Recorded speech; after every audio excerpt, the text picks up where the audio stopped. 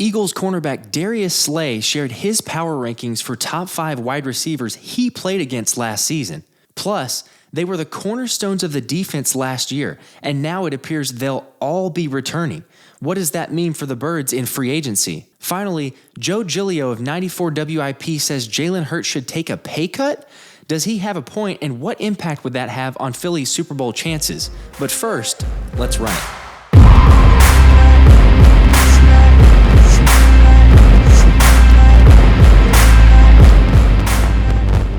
Hey everybody, Josh Davis here, and what a happy Friday it is. It is the Combine. We got yesterday's action with the defensive linemen and the linebackers, and today it is the defensive backs. I love it because the position of need for the Eagles, or probably the biggest ones, are back-to-back days, so I'm excited to see the action today. Obviously, this time of year, people are making mock drafts, have lists, rankings, and everything else, but it was awesome too, and you may have seen this already, but Big Play Slay, Darius Slay, Eagles cornerback, put together a top 5 wide receivers list that he played against last season. And it's really cool to get insight from players like that whenever they've got the best up close and personal experience. But take a look at this. On his Twitter, he posted and he goes over the different top 5. So look at this video. I thought I should share the top 5 receivers that I played against this year. And I'm going to start from number 5. He's a rookie, man, from the Saints, Chris Olave. Real good, man. He got a bright future, man. That's my boy at number 5. And I got at number 4, my boy Deontay Johnson, man, from Pittsburgh. That boy is a dog. He's a real quiet assassin, man. He reminds me a lot like AB, man, a great vertical guy. At number 3, Philly fans, please don't be mad at me. CeeDee Lamb is at my number 3. And he would be at my number 2 if he was at an X. But he mostly played a slot most of the time. And who I got at number 2,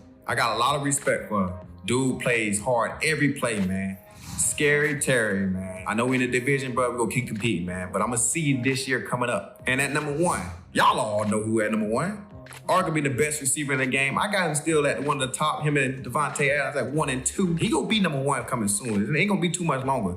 But that boy Jet, that boy is a truth. He is at my number 1 offensive player of the year. Gotta give it to him, man. Straight dog. That's awesome. That is absolutely awesome. Like I say, getting to see the insight and the perspective from Slay. You may be asking too, hey, what about the other video that Slay commented on the Juju Smith-Schuster, the AJ Brown beef? I'm done with that. We're done talking about it. It's enough is enough. Slay had some great comments, and I'll say he was very respectful, very much of a leader. The comments are not going back and forth bickering like some teenagers or junior high kids, but Slay right there, and I think he proves it, even in their wide receiver skit, is he's got maturity, and he's a leader, and he is what you want in a locker room. I mean, you have to give credit where credit is due, and Slay's not afraid to do that. He is vulnerable enough, and he's confident enough in himself to say, you know what, hey, I can give some credit. Yeah, there's wide receivers that are good in this league, but he knows he's also a dog, like he says in the video, and so he's confident about it. But that is someone that you absolutely need in your locker room. So moving on too, because we've had some rumors and discussions of, hey, who's going, who's staying. Obviously, it's a very busy time of year of, draft boards and free agencies and who's Howie going to keep, who he's not going to keep, who's going to let walk, and questions that keep coming up. So we're talking about, well, there's been rumors of, hey, the Eagles could potentially be looking to trade Slay, or they're going to get as much equity as they can for him. He's a little bit older. Maybe they get someone else. They keep Bradbury. But I think this proves that you have to have Slay in the locker room, and I think that's exactly what Howie will do. But there's a couple other names now. We've got some rumors and some words that the Eagles might actually keep some of the other players that we've been on the fence about or questioning for a little bit of time. So take a look at this. And this was on Twitter from Derek Gunn of Jacob Sports, and very well respected. He's obviously has a lot of sources and information, insider information that we don't have or I don't have access to. So whenever he says something, I take it as something that he knows what he's talking about. And we've obviously been interested in, hey, what's going to happen to CJ Gardner Johnson? But here's what he says, quote, "From what I know, this organization is going to do everything in its power to make sure CJ does not walk out of that building," end quote. Now, again, obviously we know the comments that were made of that the Eagles would franchise tag CJ Gardner Johnson if a long-term deal can't be reached. But I think this is alluding to the fact that they're going to reach a long-term deal. The Eagles organization values CJ very highly, and he's someone that Howie Roseman is very much wanting to get a deal done with. So I would expect that. But the bigger and a little bit more surprising news, you guys may have seen this, but there was an interview that Brandon Graham did with BG. He did with Rodney Rodney McLeod and a couple other guys on a podcast here. 13 years, straight out of Michigan, 13 years. You blink twice, you 13 years in. My first question is, when you first got into the league, did you have a certain number of years that you like, man, I got to get to this number? I know when I came in, I think, I came in a year before you in 2009, and the magic number around that time was like, man, get to 10. Get to 10. Everybody just wanted to get to 10. So what was your number when you got drafted, if you had one? Well, you know what, man? It was 10 at first, but Ray Lewis always been the guy that I looked up to, because I played linebacker before I got big, and they moved me to defense.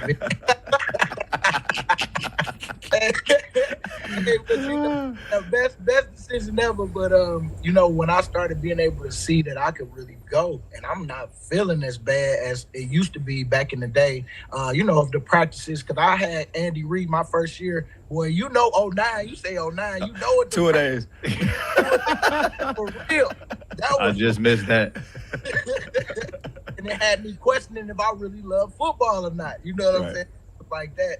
But, the way the game is now, man, I mean, I told wifey 2 more years, and then we'll call it. I just want to say 15, hopefully with the Eagles the whole way now that I've been here, completed 13, going on 14 now, man. Just trying to take it year by year, but I'm just really enjoying it because I'm still playing at a high level, and I know Father Time has his time when it's coming. But right now, man, I'm just taking full advantage and still having fun playing. That would be huge. If BG could stay with the Eagles, I mean, that is one of the all-time greats. I mean, his strip sack in the Super Bowl, he's a legend for forever, even if he didn't play another couple years in Philly. But I love the guy, and I know everybody does too. He embodies Philly more than maybe anybody else on the team, and so to be able to keep him would be awesome. But if you listen to the interview, you can tell the passion, the energy that Brandon Graham has, and he even said, he's like, hey, 2 more years, that's it. I want to play 2 more years, and I'm done, and I really want it to be with Philly. So we always talk about, hey, what guys would be willing to take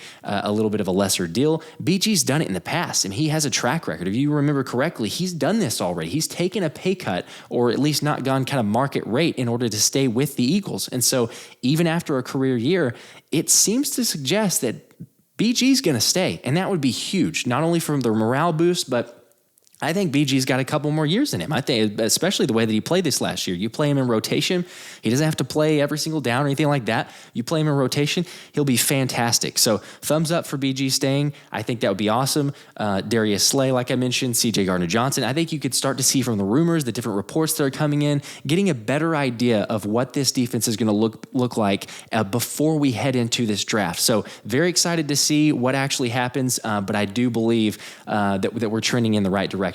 Okay, moving on to the next story here. And this was kind of crazy, quite honestly, but I heard this early yesterday, and this was from Joe Giglio of 94 WIP, the midday show. So if you guys take a listen or ever check in on that, here's the article following up from their segment. But it says, Giglio, Jalen Hurts should take less to help Eagles. So that's interesting. We know that Jalen is going to get a big deal, but the question is, okay, how much? But Giglio makes a questionable point here. Be curious to get you guys' thoughts.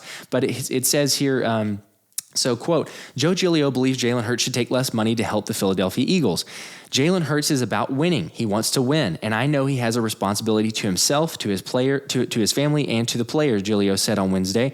But I look at it like this: Jalen Hurts should take less to help the Eagles. The best way for him to win is to continue to have good players around him. It'll help him be a winner. And number 2, Jalen Hurts has really made a football career of playing on loaded teams. He has had talent around him at a lot of spots. And then it says Howie Roseman spoke. We obviously know Howie spoke at the Combine, mentioning you want to find a win-win situation.